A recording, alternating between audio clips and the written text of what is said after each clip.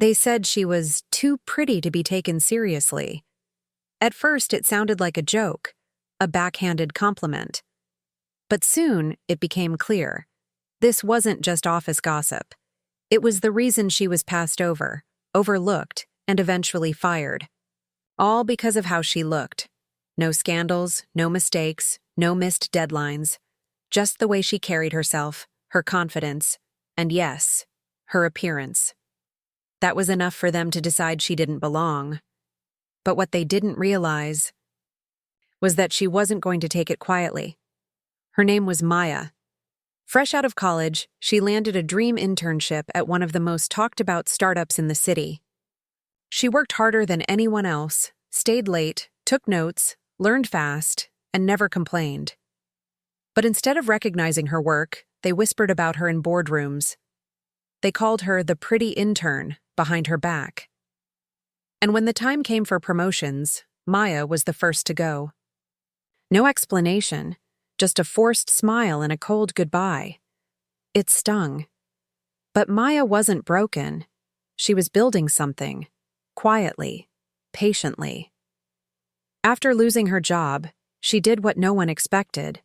She started her own thing, small, scrappy, underfunded. No connections, no rich backers, just a big idea and an even bigger grudge. While her former bosses continued climbing ladders they didn't build, Maya was laying bricks. Every late night she once gave to someone else's dream, she now gave to her own. And slowly, that small idea began to catch fire. People started to notice. First, it was just a few curious customers. Then came the investors. Then came the media. What began in a cramped apartment with a borrowed laptop turned into one of the most disruptive brands in the industry. Maya became a name no one could ignore. The same people who once doubted her? Now they were scrambling to get her attention. Some even tried to take credit. Others begged for second chances. But Maya hadn't forgotten. This isn't just a story about getting fired. It's about how far someone can go when the world underestimates them. It's about the quiet power of revenge, not the loud, messy kind, but the kind that comes with success, with proving everyone wrong, without saying a word. But just when Maya thought she was on top, something happened. A message from someone she never thought she'd hear from again. And what it said changed everything. So what did the message say? And who sent it? You'll find out in the next part. The message came late at night. Maya was alone in her office, the same way she had been so many nights before. The glow of her laptop screen was the only light in the room. Her phone buzzed quietly, almost like it didn't want to disturb her. She glanced at it, ready to ignore. Another notification. But the name on the screen stopped her. It was Ethan, her former boss, the one who fired her. The one who smiled as he handed her that final envelope and said, "It's just not working out." She stared at the screen, her heart pounding harder with each second. Why now? After all this time? What could he possibly want? She didn't open the message right away. Instead, she sat back, her mind flooding with memories. Back then, Ethan was the golden boy of the company. Charming, polished, always knew the right people to impress. And he had made it very clear that Maya didn't fit in. Not because she wasn't smart, she was. But because she didn't play their game. She didn't flirt, she didn't fake, and she didn't let them box her in as just a pretty face. That made her a threat. What most people didn't know was that Maya had once looked up to Ethan. In the early days, she admired his confidence, his ambition. He was everything she thought she wanted to be. Until she realized he was one of the reasons she wasn't moving up. Whispers started after he joked about her appearance in a meeting. At first, it seemed harmless, but it stuck, and it grew. That one offhand remark gave everyone permission to ignore her work, her ideas, her worth. Now here he was, texting her in the middle of the night. Her hands trembled slightly as she tapped the screen and opened the message. It was short. Just, One line. We need to talk, it's important. No hi, no apology, just that. Cold and distant, like nothing had ever happened. Maya read it over and over, trying to figure out the angle. Was it about business? Was he in trouble? Or did he finally see what she had become? Because now, Maya wasn't just the girl they fired. She was the woman running a billion-dollar empire. Her name was in headlines. Her company was shaping the future. But the past hadn't disappeared. It was creeping back in, piece by piece. She didn't reply. Not yet. Instead, she picked up the old notebook she kept in her drawer, the one she used back when she was still an intern. She flipped through the pages filled with notes, sketches, and lists of things she had planned to do one day. At the very end, she had written one sentence in bold. They will regret underestimating me. And now, it seemed, one of them already did. But why now? And what was Ethan really after? The next morning, Maya couldn't focus. The message from Ethan was stuck in her head like a song she couldn't turn off. She kept wondering, what could he possibly want after all this time? He hadn't reached out when her company went viral. Not when she landed her first investor. Not even when she appeared on magazine covers labeled, "The Intern Who Became a Billionaire." He stayed silent. Until now. Maya decided to do some digging before answering him. She reached out to Zara, an old friend from the same startup, one of the few people who had quietly supported her back then. Zara still worked in tech, still had ears on the inside. When Maya called, Zara didn't sound surprised. "I figured you'd hear from him soon," she said. Maya's pulse quickened. "Why?" Zara hesitated. "His company is falling apart. Some kind of internal audit. Investors pulling out. And there's a rumor that someone's trying to expose old emails. Ones that could seriously damage his reputation. Emails." Maya's stomach dropped. She remembered those. Messages sent between executives that made jokes about her, questioned her professionalism, even hinted that her looks were a distraction. She had seen one by accident, printed and forgotten, in a shared office printer. She never told anyone she knew, but she'd never forgotten it. Now it made sense. Ethan wasn't reaching out because he missed her or respected her success. He was trying to protect himself.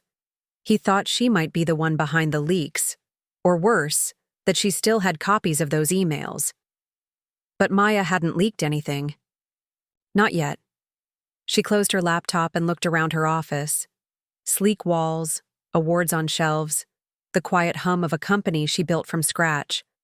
But part of her was still that intern in a borrowed blazer, trying to prove she mattered. And now, the people who tore her down were the ones calling for help. But what if helping him meant finally getting the apology she deserved? Or was this just the start of something bigger than either of them expected, because someone else was watching? And they were about to make their move. Maya didn't respond to Ethan's message, not right away. Instead, she let the silence do the talking. She wanted him to sweat, to wonder if she'd seen the message or if she was planning something. Because now, she wasn't just thinking about an apology. She was thinking about justice. A few days later, she received a second message, this time from an unknown number. No name, just a file attachment and a short line. "You're not the only one he tried to silence." Her chest tightened. She opened the file cautiously. It was a collection of documents, screenshots, and emails, some that included her, others that didn't. There were names of other interns, women, men, all people who had either been pushed out or quietly removed, all written off by Ethan and his inner circle. And their stories looked just like hers.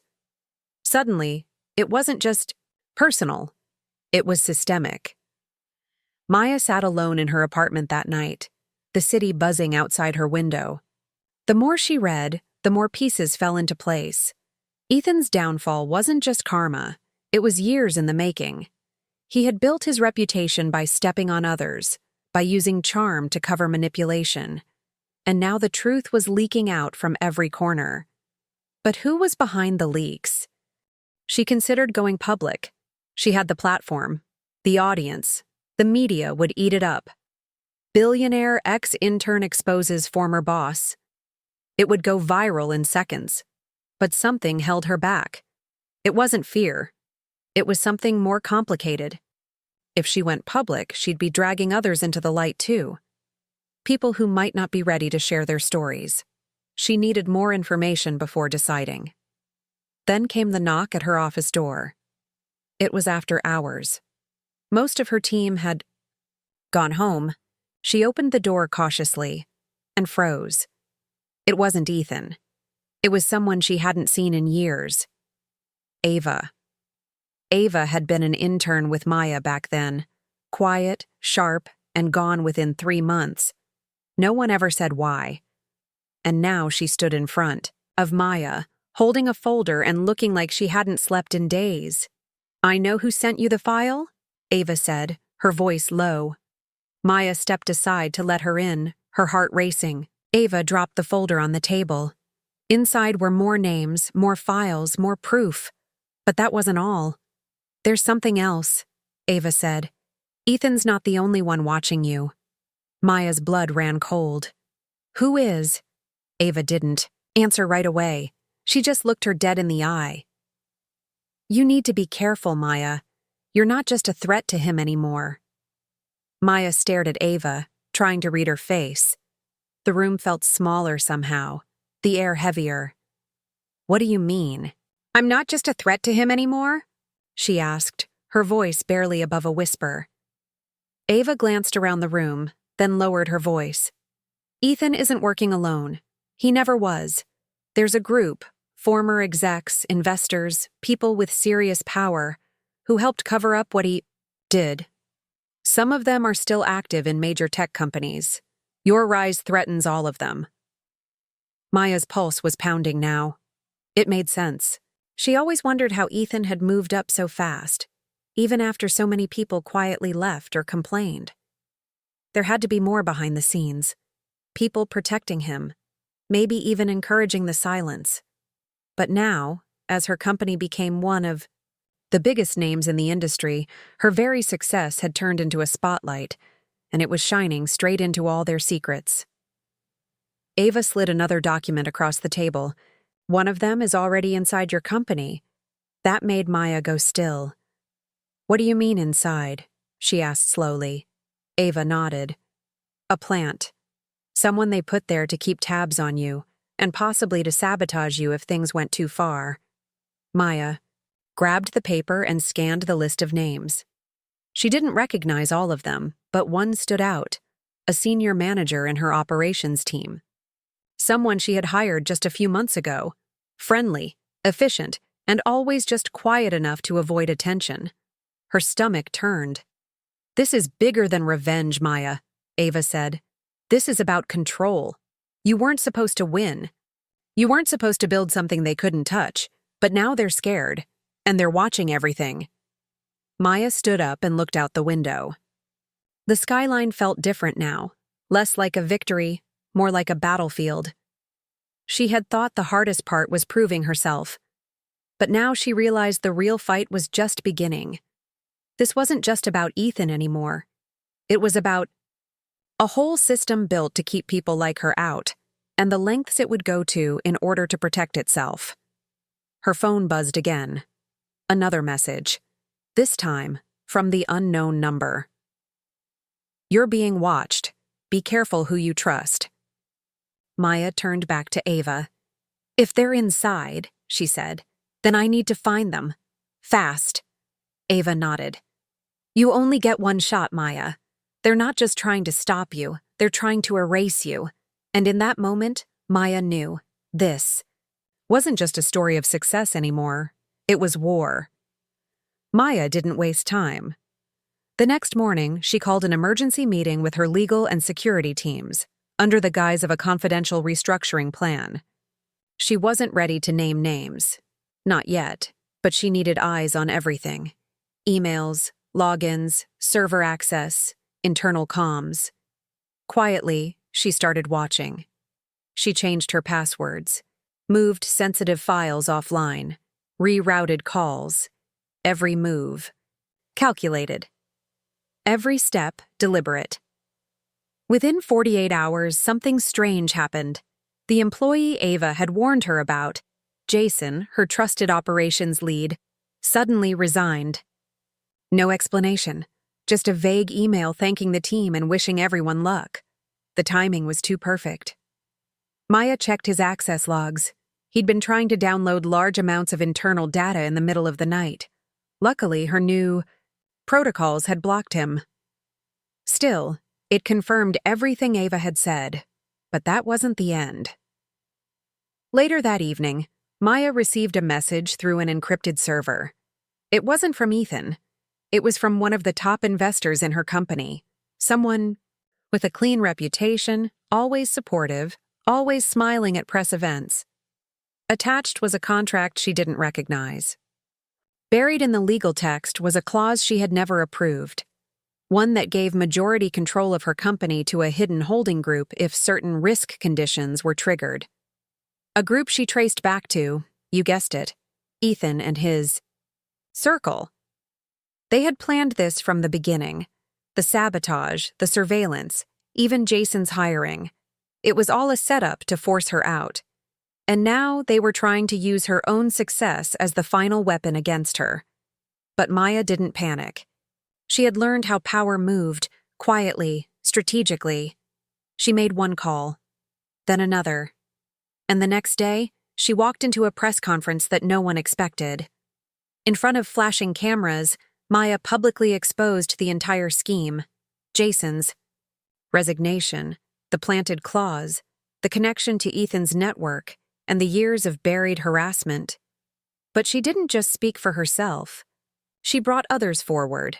Ava, Zara, and 3 former interns, now successful in their own right, who shared their stories too. The news exploded. In hours, Ethan's old company collapsed. Investors fled. Regulators opened investigations. Maya's company not only survived, it grew stronger. She rewrote the bylaws, took back full control. And most importantly, she changed the game for every young woman entering the industry. But just when she thought it was over, her assistant rushed in with a pale face. "There's one more thing," she said, handing Maya a sealed envelope. Inside was a note. "You thought I was finished? You were always good at underestimating people. Now it's my turn." It wasn't from Ethan. It was signed AJ. And Maya had no idea who that was. Maya sat in silence, staring at the note signed AJ. Her thoughts raced, turning over every name, every memory. Who was this? And why now? She handed the envelope to her security lead, asking them to trace the origin. But something in her gut told her this wasn't just a threat. It was a reminder that even in victory, the shadows of the past sometimes find a way to follow you. Over the next few days, the tension eased. The investigations into Ethan's network expanded, and several people resigned from major firms before statements were even made. Maya's name was now everywhere, not as a victim, but as a leader who had taken control of her narrative.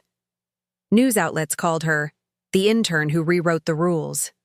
Social media flooded with support. More stories from former interns, assistants, and early career professionals came forward, many inspired by Maya's courage. The clause that almost cost her everything was legally invalidated. Jason, the planted employee, was subpoenaed. And Ethan, last anyone heard, he had quietly left the country. Maya never saw him again. Still, the note from AJ remained a mystery. Until one morning, Maya received a package, not from a stranger, but from Ava. Inside was a flash drive and a letter.